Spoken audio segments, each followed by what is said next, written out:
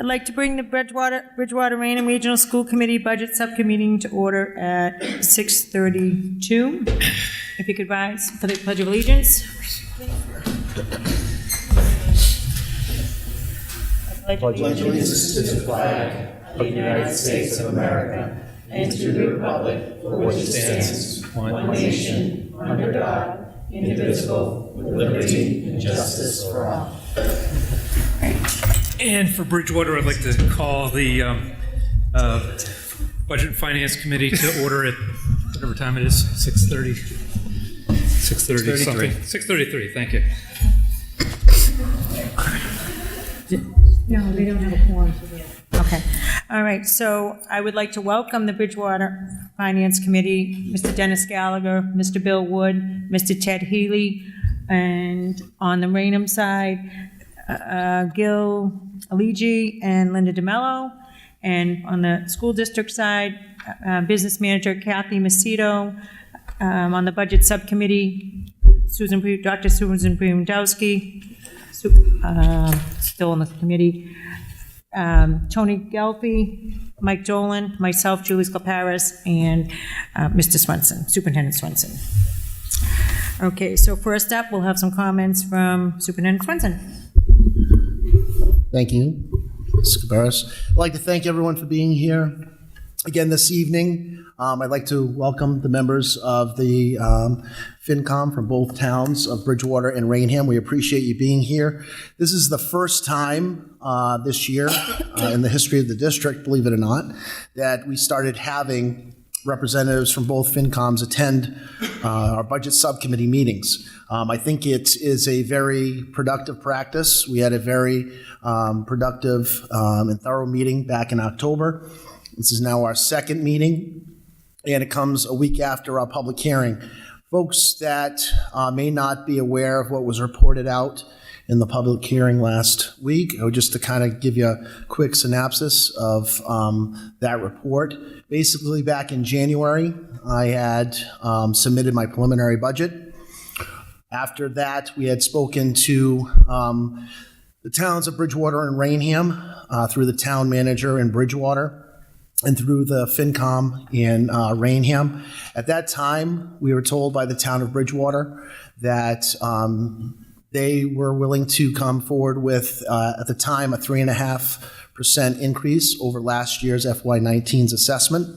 We then calculated what that would mean to the town of Raynham. For folks who don't know, the way the regional agreement is designed is that if one town cannot make the assessment that is asked of them, in turn, we then have to take the assessment or lower or decrease the assessment from the other side of the district. With that being said, that 3.5 number that we received later, we were told was about 3.4, which was a differential of about $40,000.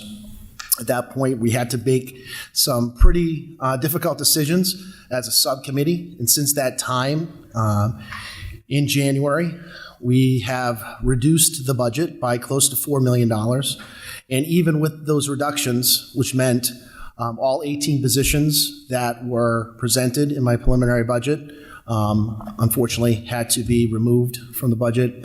All of supplies, textbooks. We do have new frameworks from the Massachusetts Department of Elementary and Secondary Education in areas of social studies and science. We were going to be piloting some resources that align with those frameworks next year at a cost of about $300,000. That had to be removed from the budget, and all of our general supplies.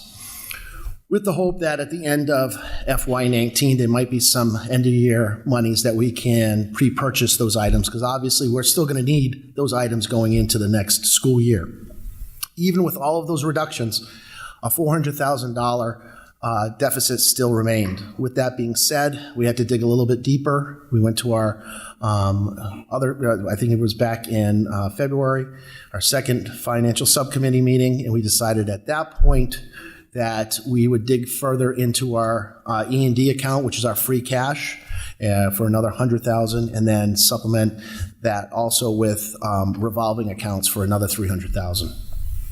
Digging into your free cash and digging into your revolving accounts is not the best fiscal practice when you're dealing with an operational budget, because you can't depend on those funds being there the following year to offset future budgets. Point being is if we keep dipping into those revolvings, eventually they may be fully depleted, and that's our concern at this point. Our E&D, our free cash, by law, we're able to have about 5% of our operational budget from the year previous, so we could be carrying about $3 million in free cash. After this year, by doing that and going further in our E&D, we're going to have about $700,000. So if anything really truly goes wrong next year within the district that we really truly need those monies to offset the operational costs, we're really going to be up against the wall with only having $700,000 to our disposal. With that being said, we did have the public hearing last week. We did have representation from each town come to the podium, which we appreciate. From the town of Raynham, we had Selectman Patricia Riley. She's here this evening, so thank you, Pat, for speaking last week. And also we had Town Councilman Dennis Gallagher, who also came to the podium, so thank you. And with that being said, after the presentation, Mrs. Riley came forward and expressed her concerns about the budget moving forward, and stated that the town of Raynham may be exploring some possible funding for us to hopefully increase the assessment. Mr. Gallagher also stated at that time that he felt as though that number that was provided to us by the town of Bridgewater was not fixed number. It could be fluent and could be increased. So we're here tonight, hopefully, to further those discussions, see where the towns currently stand in regards to their comments last week, and hopefully we can get some incremental increases to the operational budget so that we can bring back some of those staffing requests that have been eliminated from my preliminary budget in January. So with that being said, start with the town of Raynham and Mr. Aligi from the FinCom. My name is Bill. I am the chairman of the Finance Committee, and we've been meeting almost weekly now the past 2 months to review next year's town budget. And we think we've reached a final conclusion, and we are going to be able to meet our assessment that was in the budget hearing presentation last week, of $18,504,284, and we have. A little closer, yeah. And we have the capacity to increase our assessment if possible.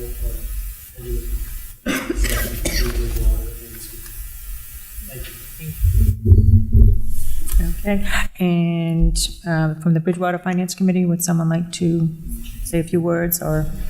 Sure. Thank you so much. Bill Wood from Bridgewater, Town Council on the Finance Committee. Our budget isn't fixed right now yet either. We always start out each year with our sources of revenue. Our finance director has a 5-year projection now, so we track things like excise tax and other you want to call them fluid items. And then there's a revenue budget put together that the finance department sends to the counselors monthly. I just got the one for the end of February. So one of the analysis we go through is to see how those numbers are tracking. That'll determine where there's room to move, because sometimes we do some building and cars pop up and excise tax increases, and we end up with some extra revenue. But it's still a little too early in our process. I know that the projections back in January to the school committee was 3.4, 3.5. We have our preliminary budget at the town right now. I think the last copy I saw, we were still a few $100,000 of expenses over revenues as projected, and so we need to find a way to fill that gap and then figure out what's going forward. Our official budget season will probably start in about a week. As we walk through the piece. I do have a technical question, if I can ask, because years ago I had the documentation, but when the numbers for the projected assessment came out, I think the numbers, the cost per pupil was different between Raynham and Bridgewater, and maybe someone could explain why that is.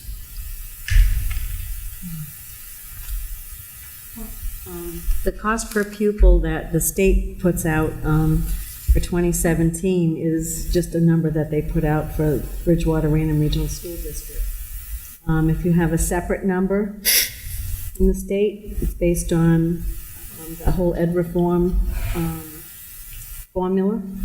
So depending on, the community's wealth, income, valuations, they look back. And they also are kind of behind in that they're looking back several different years when they're pulling this data together.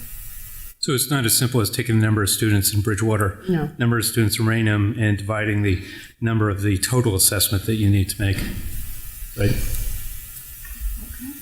Good. Several years ago, when Mr. Gillis was on the school committee, we were looking at those assessments, and I believe that the Chapter 70, which everybody's complaining about because it's been, ancient, but I believe that when they decided the Chapter 70 money that comes to Bridgewater-Raynham, that they actually penalized Raynham a little bit more because the state felt that Raynham had a more could contribute more based on their commercial versus residential. And I believe that Mr. Gillis, and I'm not exactly sure if that's still correct, but he actually felt that Raynham was paying more per seat than the Bridgewater was.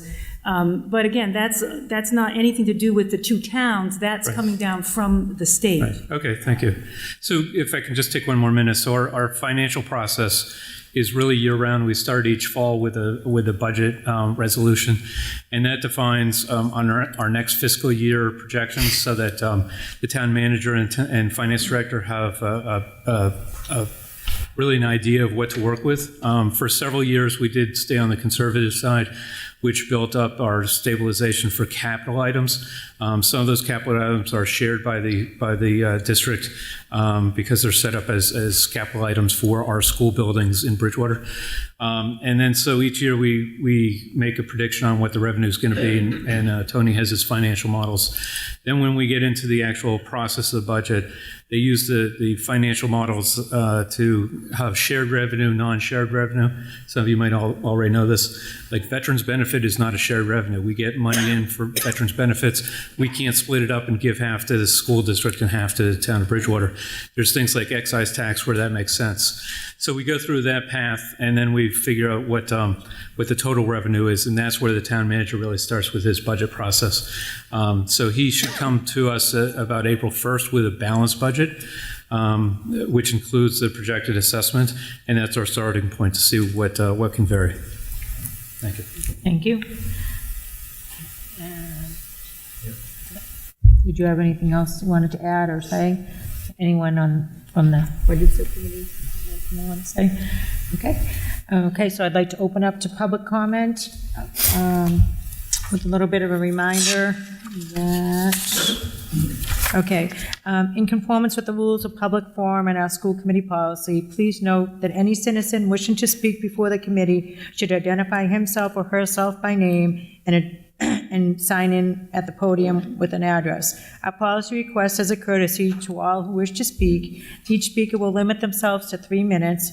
In accordance with the rules and with the permission of the chair,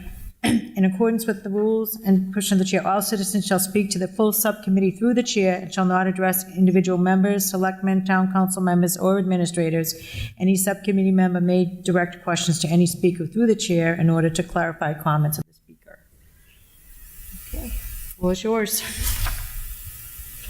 Anyone?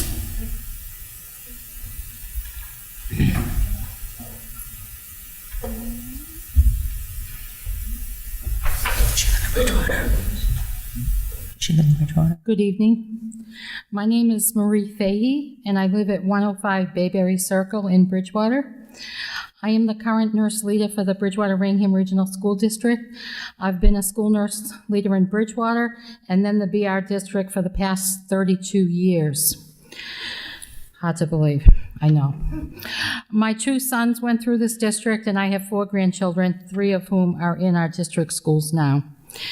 I wanted to confirm the data that was shared previously by the superintendent, Mr. Swenson, and school committee member, Mrs. Holbrook. Over the past several years, we've seen a marked escalation in children diagnosed with mental health issues such as anxiety and depression. There are many more psychosocial visits to the health office, resulting in increased referrals to counselors and school psychologists. This is consistent with other districts across the state and across the country for that matter.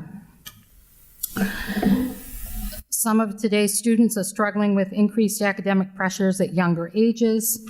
Also, social pressures are felt with all the various forms of social media, the Snapchat, Twitter, and half of them that I don't even know what they are. We're trying hard to help our students become more resilient and better able to cope with life stressors. Mr. Powers has been leading a district team to review and study social emotional learning curriculums that we hope to implement in the near future. We are part of a cohort of districts sharing best practices. And I know the budget process is really long and difficult, and my hat's off to all of you on these committees. I also know that the superintendent shaved down his list of requested positions from 47 down to 18 positions that he considered essential to meet the needs of our student population. Maintaining a manageable class size allows students to feel more secure and connected in their classroom. We know that students need to feel connected to be able to lessen their anxiety level. The addition of adjustment counselors are necessary to meet the growing mental health needs of our students. And all students have very different strengths and abilities. We encourage students to express themselves through drama, art, and music. Every student has a niche that they need to develop. Currently, there's only one art teacher, I believe, at the high school. She is phenomenal, but there is a true need for an additional position. So my point is that all the requested positions will impact the emotional well-being of our student population. And I'm just respectfully asking my town councilors to work very hard for our town to carefully consider reviewing and increasing our contribution to the school district's budget proposal. Thank you very much. Thank you. Thank you.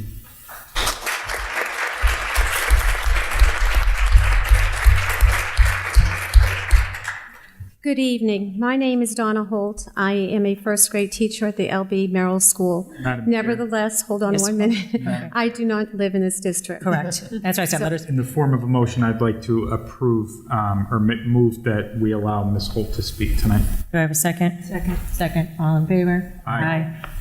Floor is yours. Great, thank you. You're welcome. As I said, my name is Donna Holt. I am a first grade teacher at the LB Merrill School in Raynham. I am also the BREA president. This evening, I am here tonight as an educator. I work at the LB Merrill School, as I've mentioned, in Raynham, and I am a first grade teacher. I would like to begin by thanking the superintendent, the administration, as well as all the members of the Budget Subcommittee for spending tireless hours on the budget. As an educator in this district, I am very disheartened to learn the class sizes at the elementary level continue to be on the rise. I am the recipient of these increased classes. I have 28 first graders in front of me each and every day, and they are very eager to learn.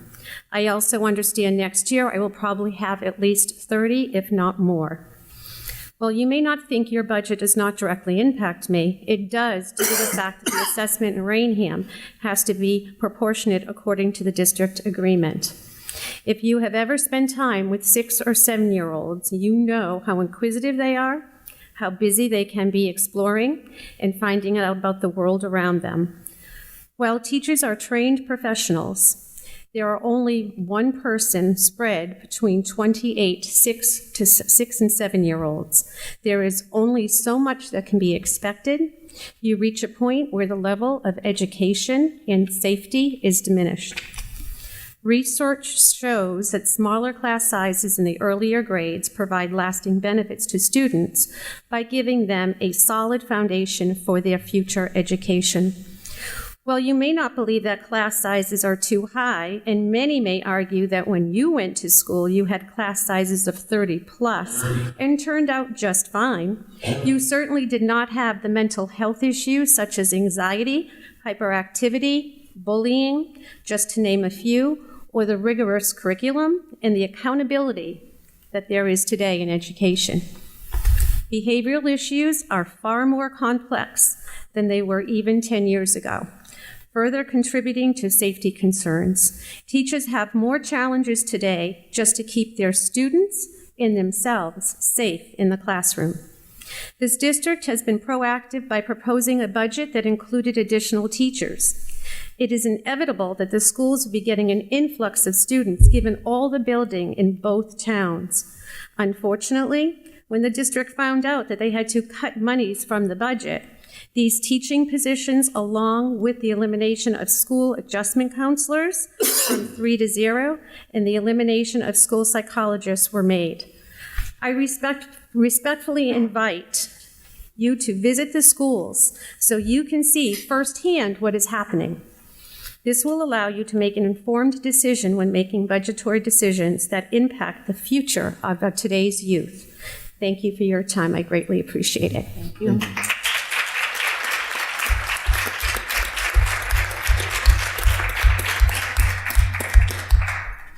Good evening, and thank you for hearing me tonight. My name is Andrew Torelli, and I'm a current senior at BR. As some of you may recall, I spoke at a school committee meeting last year about the importance of music in our schools. Now, I come to you this year not only to reassure the passion of music in the district, but to tell you there's more to it than that. I was confused about what to say when I came up here, so I spoke to my mother about it. And she told me to mention that I do not partake in sports. I did when I was younger, and just leave it at that. Wasn't my thing. But then I discovered the arts. I suddenly felt a passion that I don't ever felt before when I hit a baseball that wasn't a foul ball. Except this time, it stuck through every rehearsal and every practice that I went to. And I'm not the only one like this. Some of the friends that I've made along our 12-year journey would tell you the same thing. Not everyone is good at sports, and you need something to fall back on. BR is well known for its athletic department, and they should be. But we're also known for having the Rainwater Players and a marching band that performed in Washington, D.C. They may not be as known as the Trojan football team. However, we have a lot of shows that sell out. In the fall, I will be attending Bridgewater State University to major in English education. And a lot of what I've already learned about being a teacher comes from our high school Future Educators Club, where Mrs. White will talk about her past teaching experiments and what other things are happening currently with teachers, or any questions we might have, she'll do her best to answer. It's so nice that I can have a club that can help me prepare for this. The point I'm trying to make is that currently there is a place for everyone in this district, and people try new things when they hear about them. Next year's plans won't affect me directly, but I care enough about the school and the district and the people within it that I'm speaking to you. I please ask that you take what I say into consideration when you go forth for your budget for next year. I know you will make the best decision for the school district. Thank you. Thank you.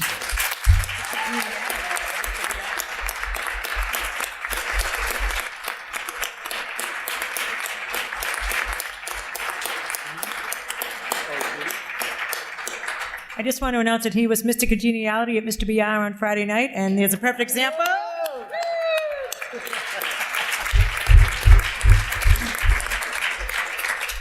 Hi, I'm Keith Buell, 10 Fieldcrest Drive in Bridgewater. Obviously, our education system is working just by that gentleman who spoke before me.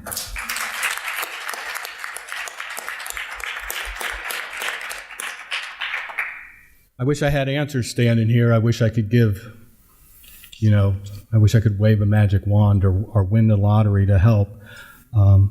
What I do know that is I again started to hear what I heard back in 2001, which is the leaders of the two towns that make up this district justifying their positions based on what's going on in the other town. And I can tell you, there's not one person in this room who doesn't want to do what's best for our kids and also what's best for our towns. And we have to work together in that. We need to team up, parents, leaders, citizens who don't have kids in this school, and we have to team up and we have to go after the state.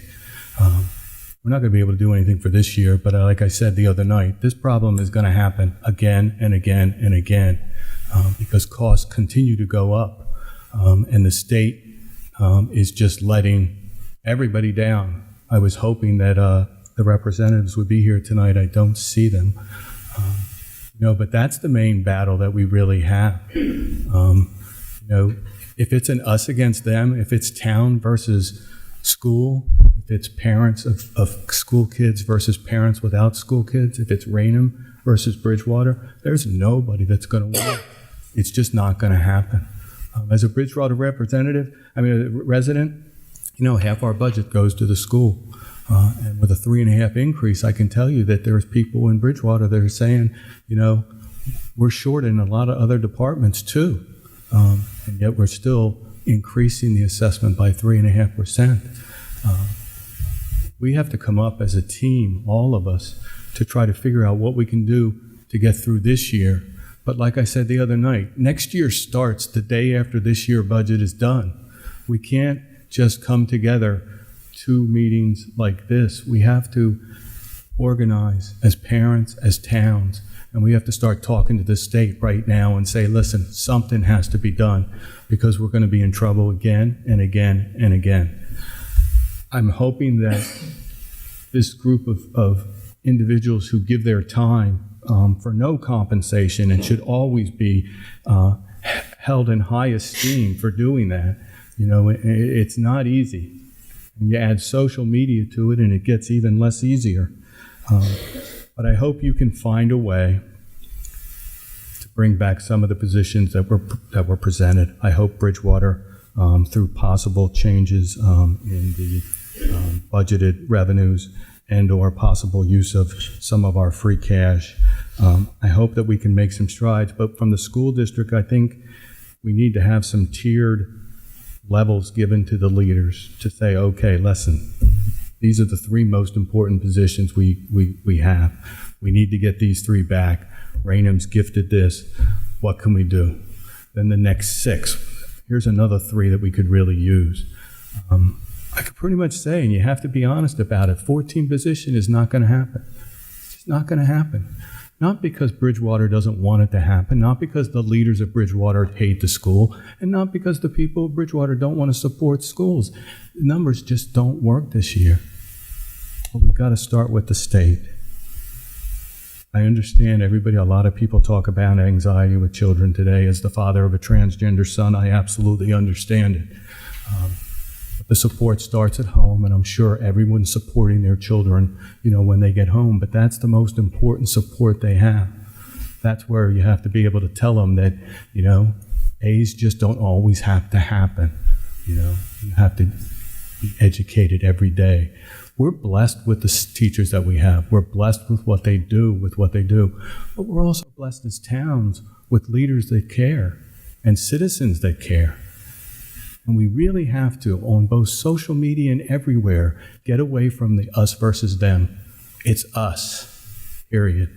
Once we do that, things may just get a little bit easier. We may find $1 here or $1 there. We have to continue as parents. I know all of you are here, and that's awesome. We have to continue to volunteer our time to help out wherever we can, both in the town and in the school. But it has to be us, not us versus them. And I hope next year the state steps up a little bit and we're all back in this room, because we will be back here. And I hope we're back in this room with less of a gap, saying that the state did step up a little bit. So write your state legislator, tell your kids you love them, and thank your leaders. Thanks. Thank you.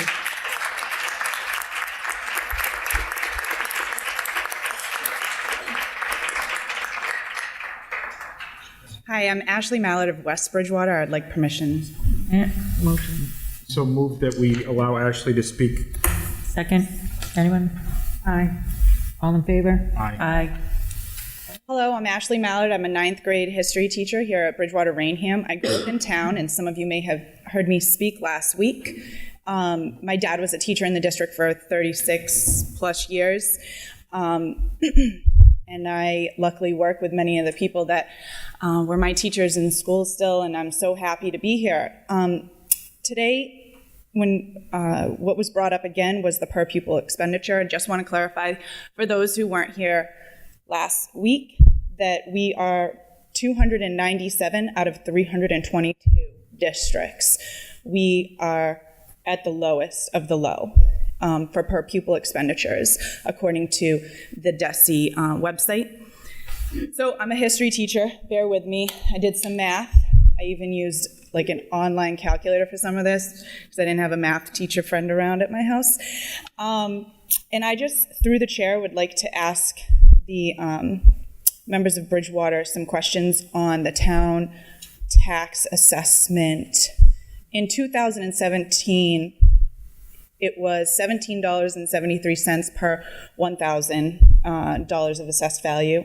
In 2018, that dropped again to $17.10. And then for 2019, if I have it correct based off of the town website, it dropped to $14.83.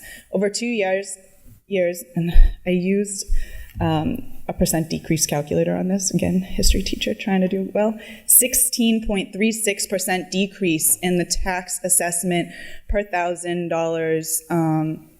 And I'm just curious if A, I have that correct, and B, why? Because that's the $400,000 shortfall, if not more. If anyone could possibly answer it. Well, I can answer that, but I was wondering if Tim Fitzgibbons can answer that. He was on a number of boards before he was on town council and has expertise in this area. Thank you, Tim. I'll give it a shot. The tax rate is actually the end of a calculation, not the beginning of a calculation. Where the tax rate starts is the levy limit, and the levy limit for the town is set by Proposition 2.5. You're able to raise, it's approximately $30-something million from property taxes in the town of Bridgewater. And that levy limit is what goes up at 2.5% every year. And we are right at the levy limit every year. So anytime that we want to increase in Bridgewater, spending beyond what we go up 2.5 on the levy limit, unless it's in new growth or somewhere else, as Mr. Wood talks about. But we're just talking property tax right now. That's a hard number that can't be moved without a Proposition 2.5 operational override. That said, that's the number that's set by Proposition 2.5. But what happens is, all the time, properties are getting revalued. If you've ever sold a property and all of a sudden you sold it for $100,000 more than it was on the Board of Assessors valuation for, then the next property owner gets the privilege of paying taxes on that extra $100,000 of value. And so as property values in the town rise, and we're only going up 2.5% in levy limit, rates come down because it's just a simple calculation of levy limit divided by total valuation. Then, every 3 years, the Board of Assessors has to do a mandatory revaluation of all the property in town. And in a rising real estate market, what's going to happen is that all of the property ends up getting valued higher than it was 3 years ago. So even if you didn't sell your house, or you're not in a neighborhood where something happened and you had a increase in your value specifically, every 3 years you're brought back to the market as, Mass General Law defines it. And so as we've been in a rising real estate market, we keep raising the levy limit by 2.5% every year, but what happens is the valuation of the properties are going even higher. And so, in fact, a lot of times what we hear, at least I do as a former member of the Board of Assessors and on the town council, is, you cut my tax rate, but my taxes went up again. Why? Well, it's because the value of your property went up. So that hopefully answers your question. Okay. Do you want me to add a little bit to that? Sure. Okay. Yes. So I happen to have the general fund revenue budget here from February. So what Tim talks about with the ceiling was like the first thing I learned about municipal finance in town. So one of the areas where we see new money coming in is called free cash. And so one of the areas that we see that happen is excise tax. So right now, our excise tax budget revenue budget this year is $3.3 million, and we've brought in so far 2.8. So if you have an excise tax due on your car, please pay it, because we're still short $467,000. We also decided years ago to tax our meals. So we have a meals tax. This year's budget was $300,000. So far this year, we've brought in, and it's fiscal year, not calendar year. Don't get the two confused. Our fiscal year goes through June 30th. So out of the 300 that we budgeted for this fiscal year, we've brought in $186,000. We're still short $114,000. So please, on those 99 nights, go eat, everything. And then there's a number of other things. One of the new things that'll come in, and it may not affect our budget, and this is why it gets a little challenging year to year, is we now have a host agreement, and everybody hates the topic, but we have a host agreement with the two cannabis cultivators because they are applying for retail licenses, retail cultivation, sorry. And the town council allowed that. The host agreement is $300,000 a year. So that's a shareable revenue, but we're not going to see it all in this next fiscal year. It's going to take a year to wrap around. So what you're going to see happen to that is it's going to end up being in free cash, and the town council has a policy already in place, and we reviewed it this year on free cash, and it has set places to go. You can't use it in an operational area, and that's the tricky part. You put it in stabilization for capital items, so that if the district needs a new plow for the streets or parking lot, that comes up. A boiler goes in one of the buildings for Bridgewater. It covers that sort of thing. But the property tax, Tim's answer was spot on, as he always is, because he's the smartest guy at the table usually, is that our levy limit is fixed, and we get new growth. And one of the examples of new growth is happening on Elm Street. So Elm Street has a new warehouse that's going up. And so eventually, when that's finished and occupied and everything, that'll become part of our levy limit that increases as part of the new growth. So that's an example of new growth, and that shows up in the tax levy too. But other than that, we're capped out at 2.5% increase. Does that make any sense at all? Thank you. Thank you. Yes, I get you, because it's based off the levy limit in the total. Okay, so I guess the number I'm hearing is 400,000, though we've touched base on how over $1 million basically has been taken out of revolving accounts, free cash, etc. And just looking forward, knowing that Mitchell Elementary School is also going to need to be rebuilt, I'm just curious as to where, and this is something you don't have to answer right now, but where Bridgewater is going in order to make this up, as we have a continuing deficit that only seems to be a small fix right now. And I keep looking at this $400,000, and I know that there's approximately 400 teachers and staff members in my union, and I know that within the last 2018 to 19, I've spent $1,000 on supplies in my classroom, and there's 400 of us. So when the town does not meet that need, you know where that $400,000 is coming from. Thank you.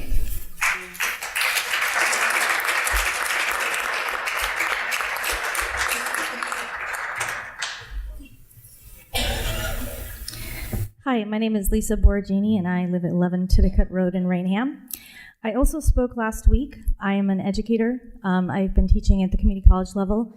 I've been teaching for 20 years, 25 years, give or take a year. And I have seen a huge spike in anxiety, and I spoke about that last week. And that's not going away. And I think that's why I'm so passionate for why we need to speak out in support of our students and our children. And things like music and the arts, I just want to echo what was said by a very eloquent student. Those are the things that help calm and keep children and keep young adults grounded. And when we have one art teacher for 1,500 students, the art department at Barnstable High School has 10 full-time art teachers, and they have 1,900 students. Now you could argue Hyannis has more money, and I looked it up, and they do. But the median income of people in Hyannis is the same, give or take a couple $1,000s, as Raynham. So tell me why it is that I should be sitting here considering school choice for my daughter, because I work on the Cape, so why not drive my daughter to Barnstable High School every morning? And then I lift myself and my child out of our community because I'm advocating for my child what I think is best for her in 8th grade. And so I think that we have to consider more than just the children, it's the community.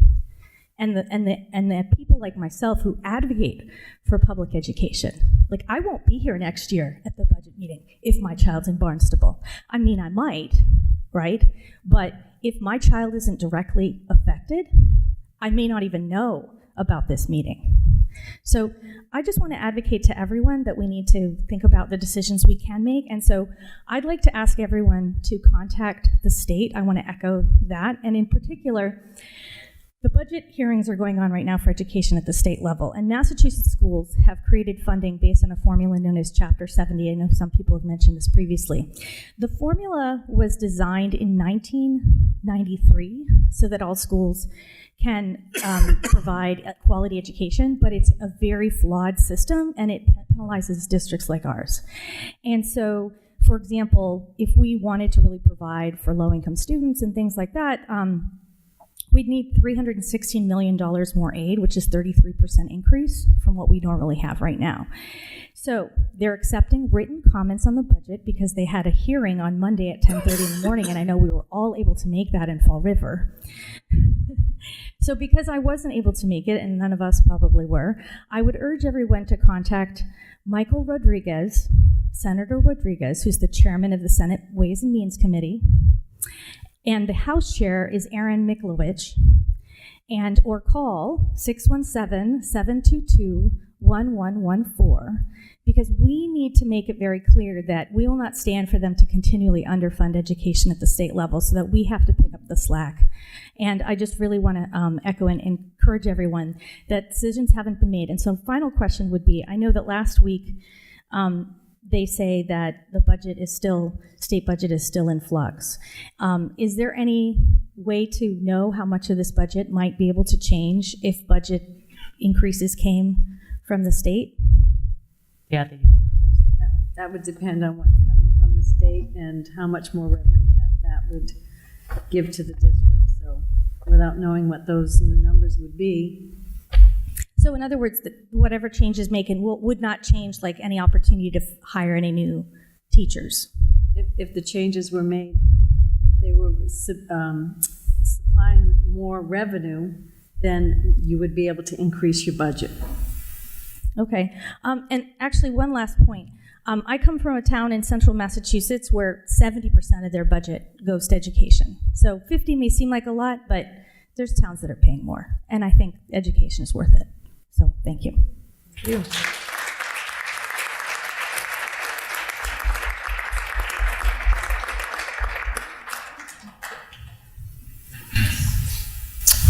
Good. Is there anyone else that would like to speak?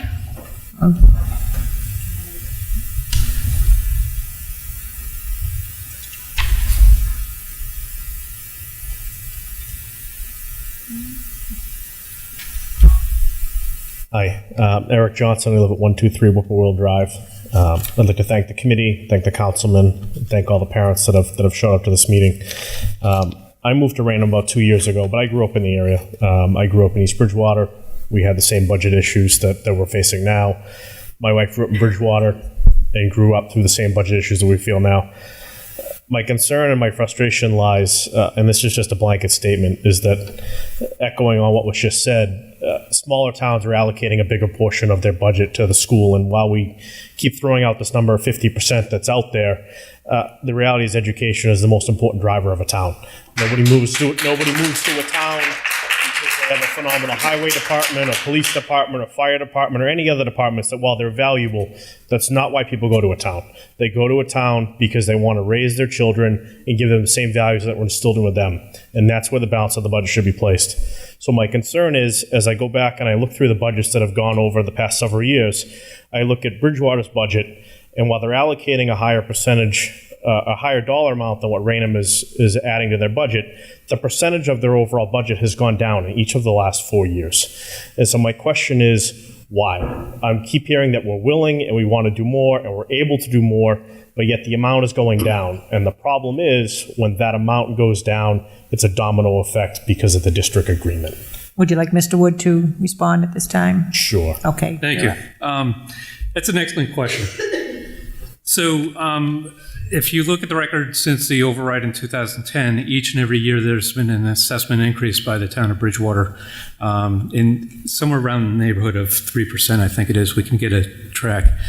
So the reason the percentage of the budget goes down is multifactored. First of all, we're here talking about BR districts, but the town of Bridgewater actually pays 4 different school systems to educate the children of Bridgewater. So every time a kid doesn't go to BR and goes to BP, Bridgewater pays a tuition to BP. Last time I looked, it was somewhere around $20,000 per student to go to BP. Norfolk Aggie and Bristol Plymouth Aggie, there's always a couple kids. So this year, I think there's 2 instead of 1, and there's a set amount for that. So one year we got, you want to talk about surprise, one year we were pretty close to finishing the budget, and a couple kids went to one of the Aggie schools, and it was a $200,000 bill to the town of Bridgewater that we had to figure out. But more directly to the percentage. It is true that right now it looks like it's lower, and when I did calculations years ago, it was closer to 72%. The percentage of actual budget is driven often by not only the operational expenses and the assessment, but also by the debt of the district that is incurred by the town. So 10 years ago, this building was brand new, and we were also paying for the older Mitchell School. So the percentage of the budget was much higher for educational. As a friend of mine said, I always used to kid him. He was a teacher, a history teacher over in Easton. And I used to kid him every time he had school vacation. I said, "What, are you taking a week off again?" He goes, "Listen, the factory's closed. I can't make widgets."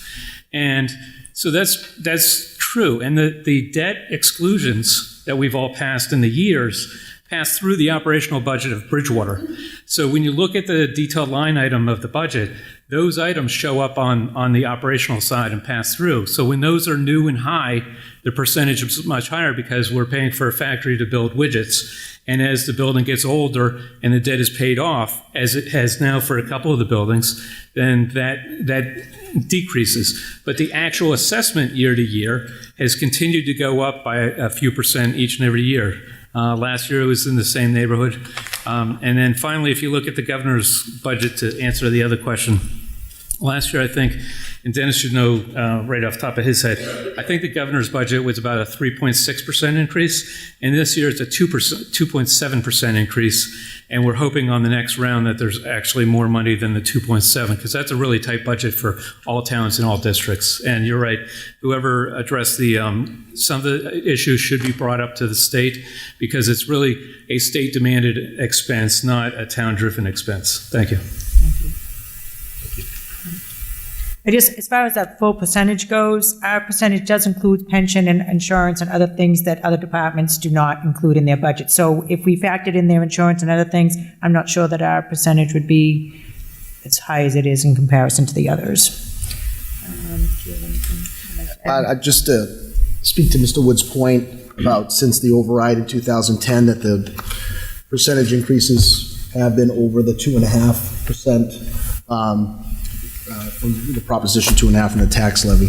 But if you go back prior to that, there were some years where the town of Bridgewater, because of fiscal issues that they were experiencing, were well below the 2.5%. There were some years that they got below a 1% assessment increase. There was one year as a 1.87% increase. So it'd be great if we could all go back in our DeLorean, hit 88, and go back in time and fix that, but we can't. So the way we are doing that now is correcting it through higher assessments to the towns at this point, because those lower assessments in previous years have really impacted this district as a whole. In fact, Kathy Macedo did an exercise last year when we were just kind of talking about my preliminary number. And had there been a steady 2.5% increase of the budget from 2004 to now, we would be off by about $100,000 to $200,000 of the preliminary budget that I presented in January. That's the issue that we're dealing with, and I get it. We can't go back in time. I'm not stating we can't, but I do appreciate the fact that the town of Bridgewater is given increased numbers since the override in 2010, but those lean years still impact us today. And I think that's something that, the town really needs to take into consideration when we're asking for these increased assessments. And even though the town is increasing their assessments, it is a decreased amount from what the district is actually asking for each year. So I just wanted to kind of clarify that piece to it. 2 of my children graduated during that lean year, and here I sit as the budget chair. Very frustrating overall. 4 of us on the school committee, I believe, don't have kids in the district, so we do care. We're doing the best we can, as is the both towns, I'm sure. And obviously, there's room for improvement. So if there's anything you can do, contacting legislators, et cetera, that would be appreciated. Thank you. Does anyone else have anything they'd like to add? I have a couple of questions, if I Sure. may, Madam Chair.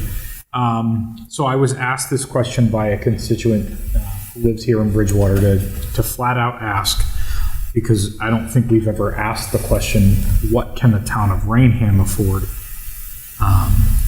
What percentage? And then see if that could be matched by Bridgewater.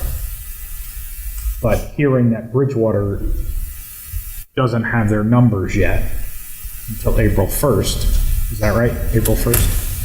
We'll start the presentation. Yes, the official budget will be sent to us by April 1st. We have 45 days to sign it. So if we sent a budget with a 3.5% increase to you, what would you do with that? I'm sorry, I don't understand the question. If you sent a budget with a 3.5% assessment increase of 3.5% to the town of Bridgewater, what would you do with it? over last year, Yes. oh, that'd be the number for the assessment, right? That we would probably use for forecasting the budget. Right. So my point is, if we send over a 3.5, they have to budget for that. Well, we don't have to. They don't have to. It's an option, right?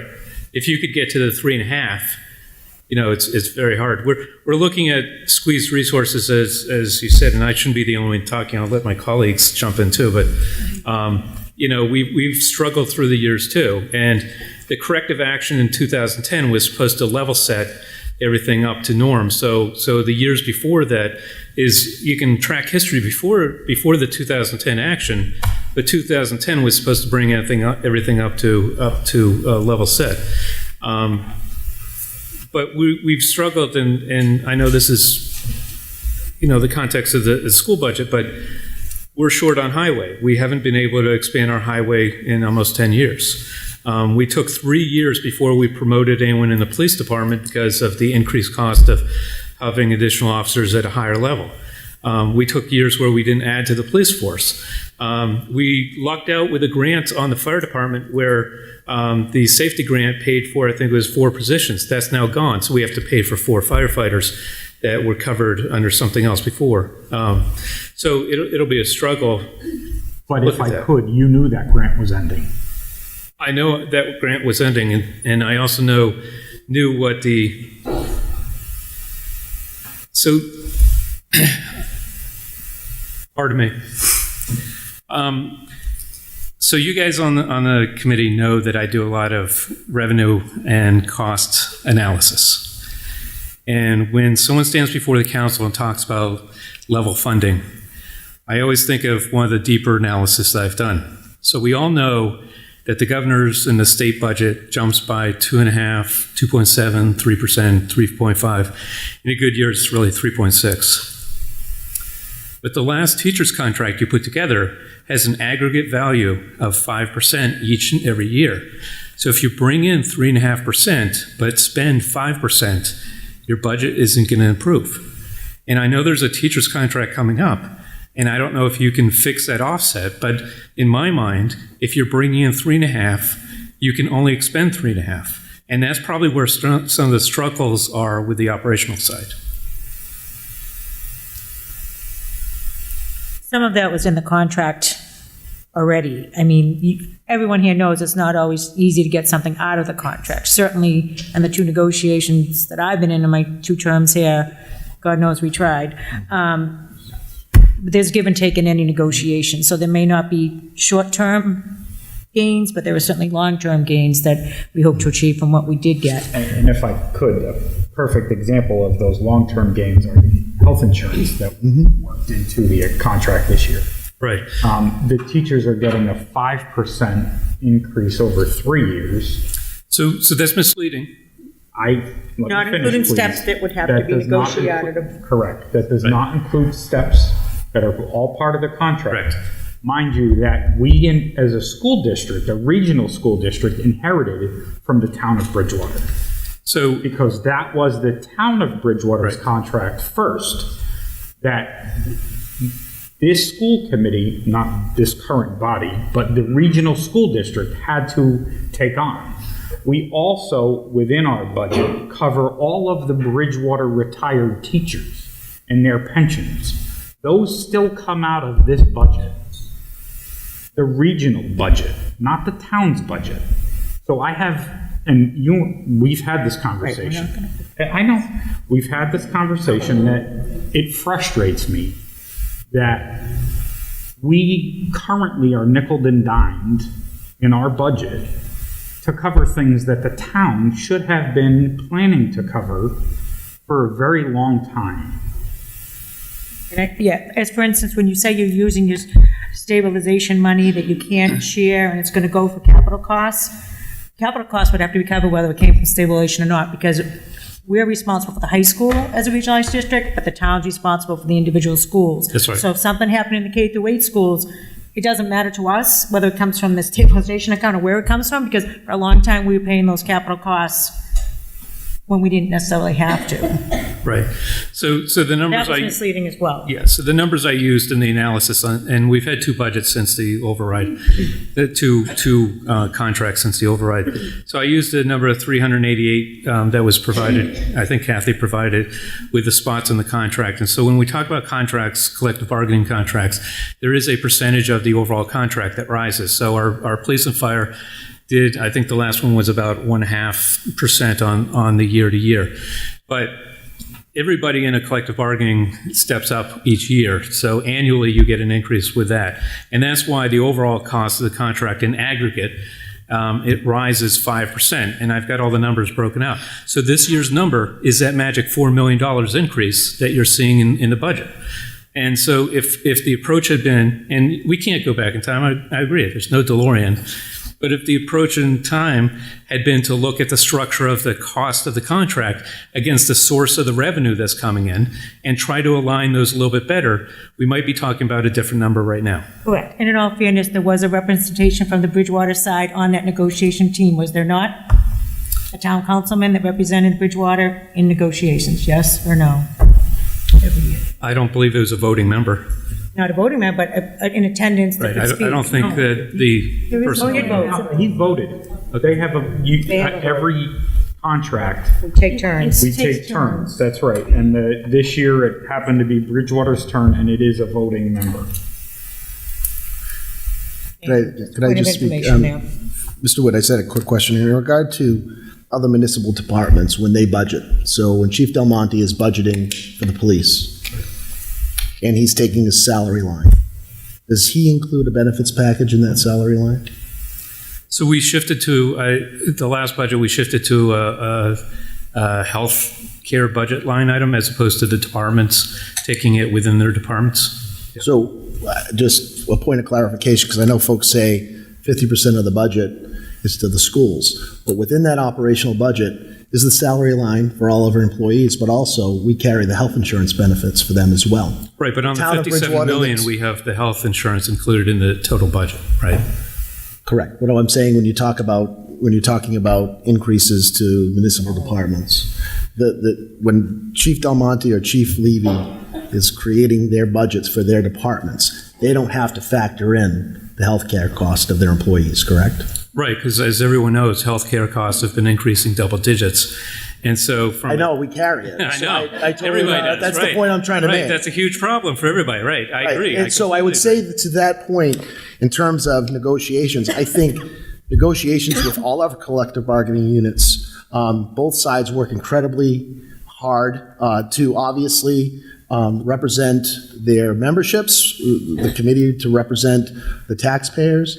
And I think we worked very hard over the course of the last 2 years to recognize some of the rising costs that we have within our operational budget. And both sides have had some give and take to help offset that cost as cost avoidance measures. So I give kudos to the collective bargaining units who were willing to accept some of the creative ways that we came away, one being health insurance benefits, so that we gave them an incentive that if they did not take our health insurance and they went on their spouse's health insurance, we'd create a small stipend for that. However, the cost savings of that, $2,000 stipend versus a $20,000 health benefits package is a net $18,000. So those are the creative things behind the scenes that we are doing that you might not be aware of, and that's just why I'm bringing it to the attention now.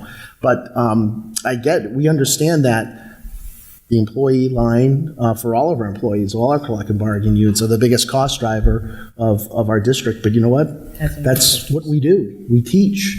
We're administrators. We're custodians, secretaries. You need those within this organization to run effectively.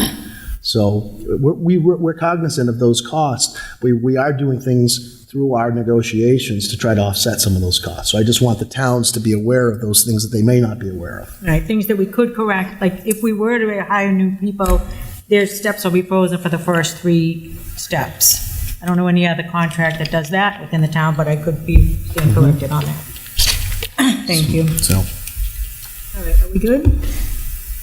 to Mr. Dolan's point, but did you have a question in regard to I do the town of Raynham? For Raynham, and I realize I might be putting you on the spot, and I realize that. But what is the percentage that Raynham could meet or could find acceptable with this budget? Look at was based on the budget, we would be funding 3 additional positions in the Raynham schools.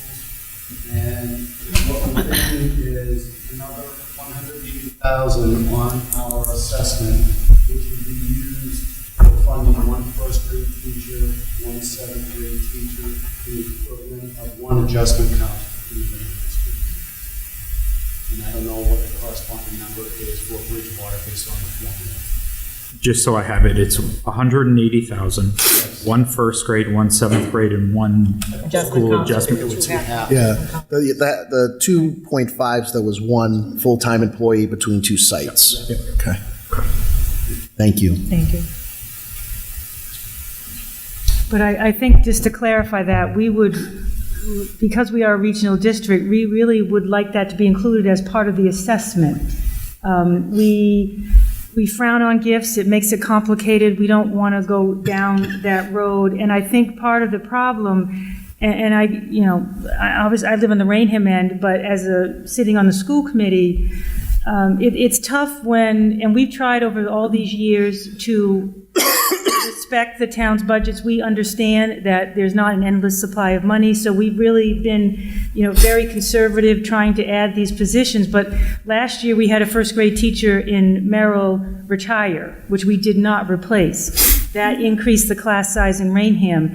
And as frustrating as it is with the state, we have to try to fix this for next year. So it's difficult to have one town, and maybe some year it's going to be Bridgewater. We don't really know where it's going to be, but it's difficult to look at the Raynham taxpayer and say, oh, Raynham can meet this assessment, but we have to have 30 kids in your class. So it's very hard to look at the Raynham side and say, this year, Raynham does have a little bit of money that they'd like to put into the school. And I understand Bridgewater's stress, but I'm just throwing this out there to the Bridgewater side.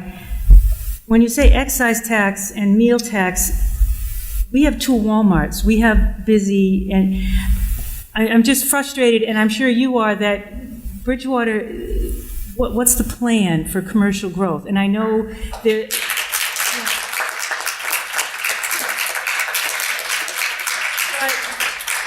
To be honest, a lot of the people in Bridgewater don't want that growth, and they push back. So you're really putting everybody in a tough position where you want the quaint community, but there's no growth. There's no economic growth. And you know, we can write to the state.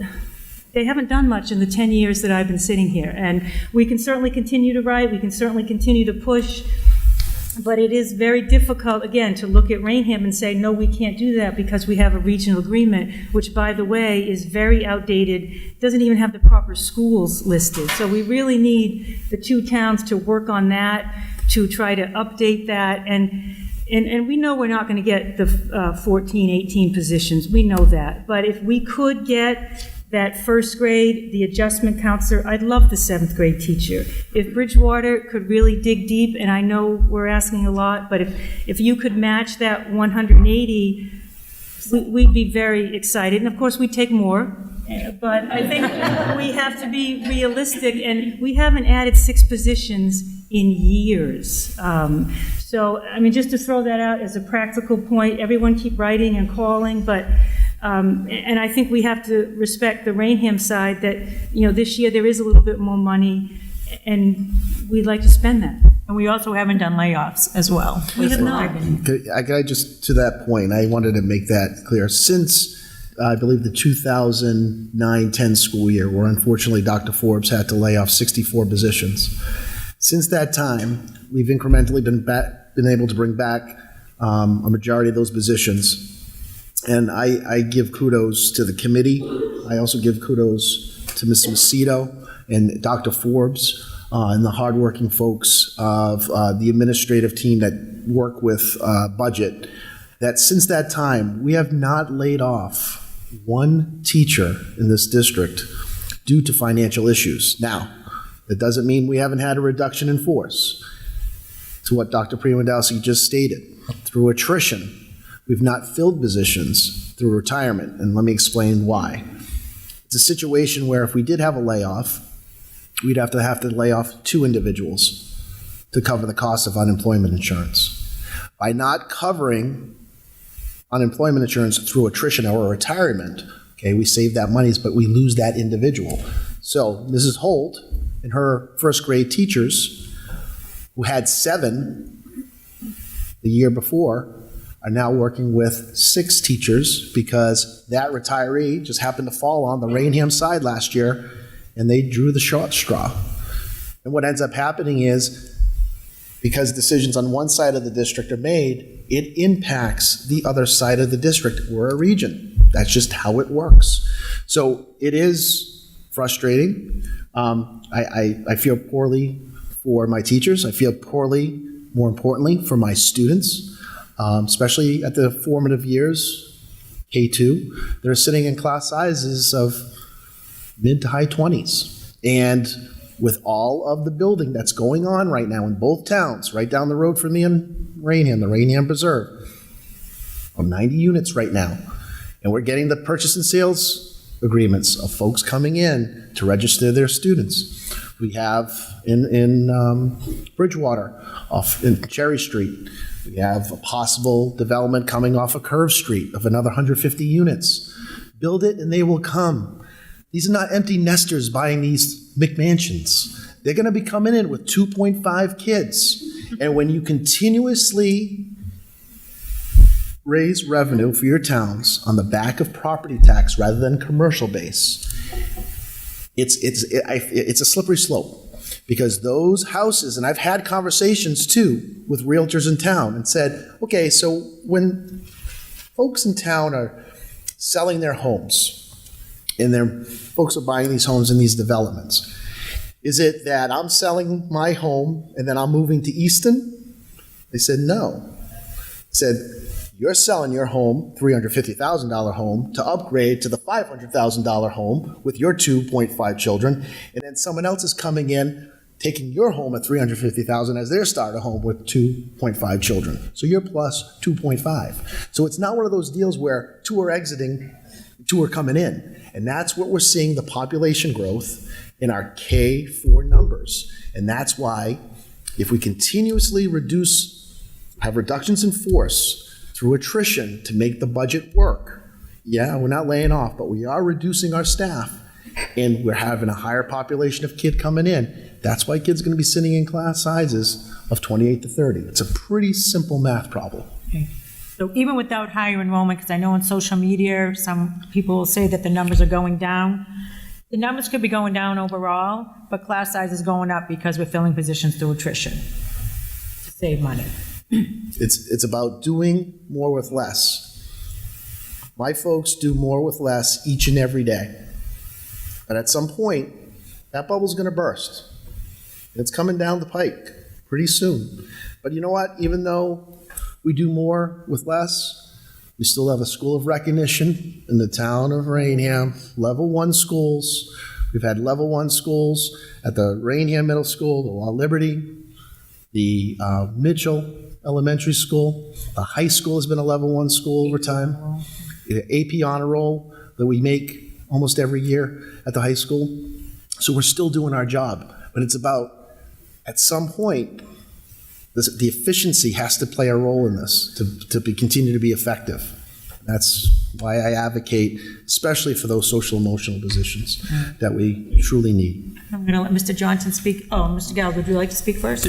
Just quickly, I just wanted to, just to offer a little bit as far as we go through the budget process in Bridgewater. We get our revenue figures from our financial team. We don't put those numbers together. We don't make those numbers up. So as we continue to meet in the month of April, we will certainly ask, I certainly will ask our financial team, because we do have preliminary revenue estimates, and that's what the budget is based on. And if is there any room for improvement in some of these revenue estimates as we get closer to the end of the fiscal year and clearer projections are made, then I could see us having a discussion of adjusting the assessment that we've already estimated to be able to give to the Raynham district. We'd have that discussion. But we also have town needs as well, because that's currently a small deficit there. But I also think it's important to remember that the state legislature, from what I know, is currently working on the fiscal 20 budget. They have not finalized any numbers, and I've had some indication that the Chapter 70 money will increase. To what level, I have no idea. Maybe the cities will make out better than the communities, smaller communities, but we need to look at that as well. But I think that as we meet with our financial team over the next couple of months, I will certainly ask, is there any wiggle room with the revenue projections that have been made? And if there is, then we have to make some recommendations as to allot some to our town and allot some to the schools. But another point is there are a lot of good things happening in Bridgewater as far as commercial growth goes. A lot. It's going to take a year or two to see some of those things come to head. But the first thing is certainly on Elm Street. Bridgewater was awarded a $3 million grant to redo that whole street, where we are putting up, I think, another $6 or $7 million to get that redone. And we have a very large manufacturer or a warehouse facility that's going in on Elm Street, and others are looking. So, like you say, you address some infrastructure, you build it, they will come. So there are some good things happening in Bridgewater, and we too also have to deal with the housing, because people want to build here, and people do need a place to live, and we're always going to have that struggle. I'd just like to add. Sure.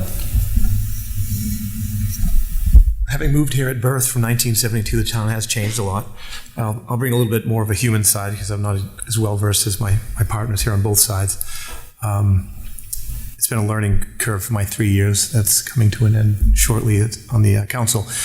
But yeah, we'd love a couple Walmarts. we'd love a whole bunch of great commercial things in the town of Bridgewater. And to your point, it's a bit of a contrast to our history, especially back when I was a kid and going to school in junior high and grade school, 8,000 people. We've added nearly 20,000 to that. And a handful of commercial sites. So neighborhood after neighborhood, handful of commercial sites. And, a recurring theme, not just what we've heard tonight about, the struggle with the school committee and the budget, rather. There's been the residential versus commercial growth. And in my 3 years at the meetings, I think I would love to really see people support the commercial development that we discuss on a monthly basis or bi-monthly basis, twice a month. During our council meetings, during the those for, those against, the typical things that the meetings go through, you don't hear a lot of pro-commercial people coming forward. I know now we heard some applause when you made the comment. What would Bridgewater like to see, or what are we doing? We're actively starting marketing recently. We've got some great planning initiatives coming, new planner. Some really good things that are going to pan out, to Mr. Gallagher's point, over not just this coming year, but their longer term commercial growth benefits that we are going to see, and that's great. And I'd love to see more town support and more town voices at the meetings that are be pro-commercial and pro-business to help us all out as parents. And yes, I've one child gone through the system and another one in it now. Thank you.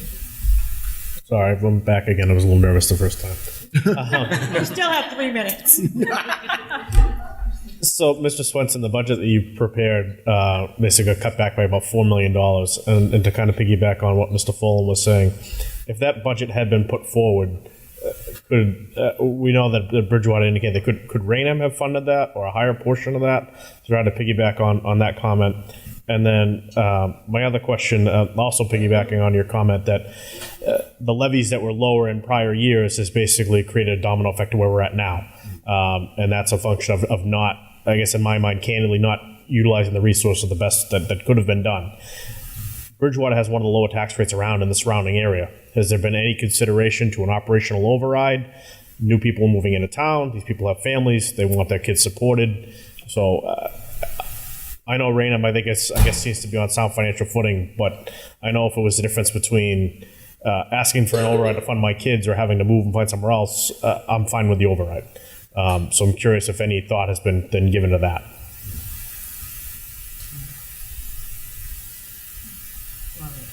Yeah. You want Mr. Johnson, Raynham, answer? Yeah. The original number that the percentage increase from the preliminary budget. The original number we got was back in October, and we hadn't met yet as a committee. And then by the time we did, we already had the new number. So we'd have to go back and check and see how that played in. That's a fair answer. Yeah. As far as overrides go, I don't. That would be the towns, that wouldn't be the district, so I don't know. Brett Albert, Bridgewater resident, 17 Ellis Perry Circle, Bridgewater. My first question was, does Raynham in fact have the budget to meet the 18 positions? I guess those numbers aren't available tonight, but if in fact Raynham does have the money and Bridgewater continues to sort of hamstring Raynham, is there a possibility that Raynham, if this can keeps getting kicked down the road, would say we're good and back out of the regional agreement from K to 8? Again, that would have to come from the town, sir. Not the finance side. I understand, but there's nothing legally binding. If this thing keeps happening and Raynham is hamstrung year after year, is that something that could possibly happen? It would something we'd first have to go through the state to get permission to deregionalize. We have a regional agreement. The state really likes regionalization because it lowers the cost to the towns, less superintendents, less administrators, so along those lines. But it would have to be something that the towns would have to explore. It's not something the regional school district would explore. So if that was something that Raynham wanted to explore down the line, they would have to first look at that regional agreement, get permission from the state, and see if that was even a possibility. Okay, thank you.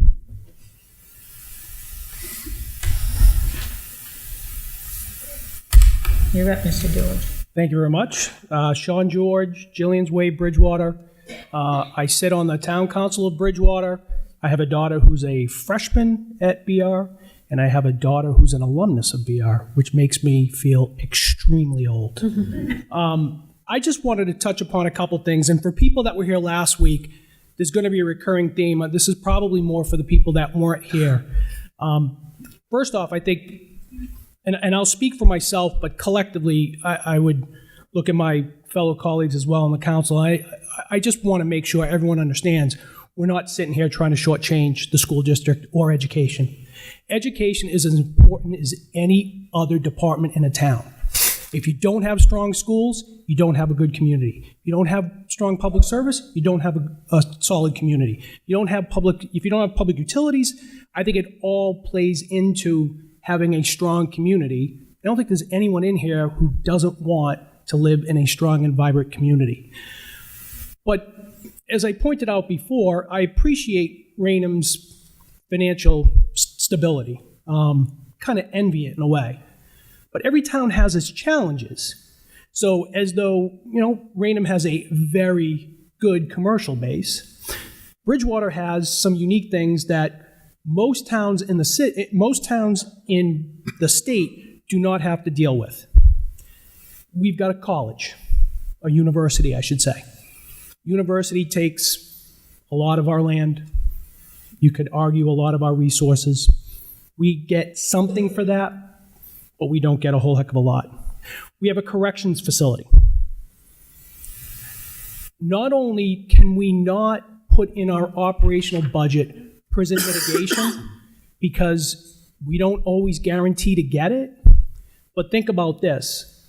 We have a correctional facility that's twice the size of Walpole, and Walpole gets $525,000 more than Bridgewater does in prison mitigation. So we had our state rep come to our meeting, and I asked him, where do the numbers come from? And do you know what his answer was? He didn't know. That's another thing that we have to deal with as well. We've got MBTA.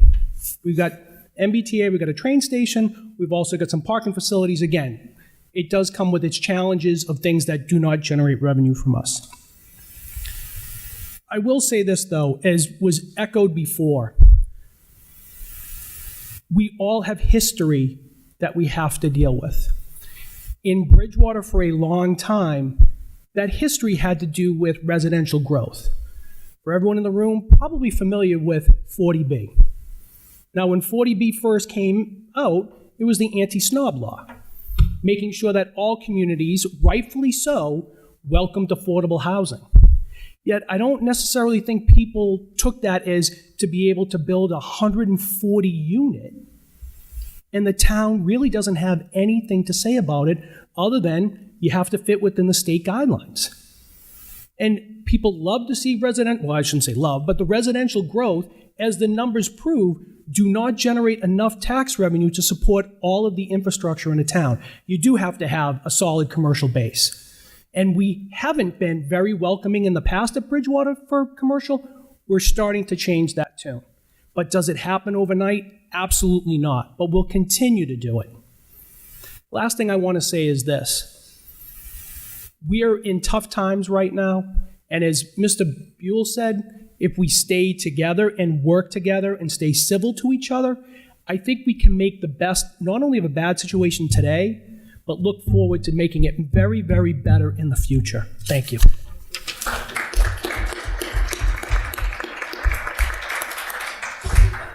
Good evening, Joe Pacheco, Selectman in Raynham. Thank you, Madam Chair, Superintendent Swenson, and members of the Budget Committee. I'll be somewhat brief, but Ms. Riley and I looked at each other and we determined that I would come up and say a few words, in particular because of one of the questions from the gentleman from Bridgewater. But I first want to thank the school committee and the superintendent and his administration for putting together a good budget. I want to thank Mrs. Holt and her team of teachers for your continued patience and applaud you for the great work you do in the classroom on a daily basis. I think some of you know, but I'll remind those of you who don't, I'm a product of the BR schools myself, as is my father, my sister, and my aunt. And I still have some great memories of sitting in the Merrill and the La Liberty when I was a junior high school. And I know you're not supposed to pick favorite teachers, but I had a favorite teacher, Miss Filoni, 7th grade English. Yeah, there's somebody clapping up there. Yeah. And a lot of what I learned in the Raynham schools has what guided me over the past 12 years as I've had the fortune of representing the people of Raynham as one of their selectmen. And so as we continue to move through this budget process, we in Raynham will continue to monitor what's going on and evaluate our options and see if there's anything else we can do to support the mission of the school district. The question relative to deregionalization, we haven't talked about that in a number of years, and Councilor George kind of stole what I was going to say about Mr. Buell, but I too agree that I think we're stronger as an us than an I. A few years ago in Raynham, we had a conversation about deregionalization, and it didn't really go anywhere. And the other thing I think we need to keep in mind as well is even if Raynham wanted to move in that direction, the state has to approve it. So there's a lot of stuff down that path to go, and hopefully we don't have to entertain that again, because I'm hoping as Bridgewater continues to move forward, they'll be able to do a little bit more with the budget. But I also want to note too, and I'm glad people in this room are cognizant of it, because there has been some criticism in Raynham for our commercial growth. And so I think it's great that the people in this room recognize the importance of it, because that in large part has been able to put us where we are in terms of our financial picture and the ability to potentially grant money to the district. If it wasn't for those businesses that some people criticize, we would not be in the position we're in today. And so I applaud those of you in this room who are recognizing that, because some people want to turn business into the enemy, and they're not the enemy. So thank you. That's all I have.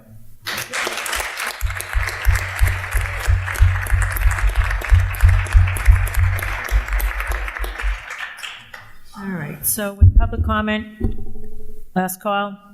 Great. All right. Thank you for coming again and sharing your thoughts. Okay, so from our end, I'd like to have a motion to approve the minutes of March 5th, 2019. So moved. Second. All in favor? Aye. Passes. Motion to adjourn, please. So moved. Second. All in favor? Aye. And Budget Finance Subcommittee is adjourned.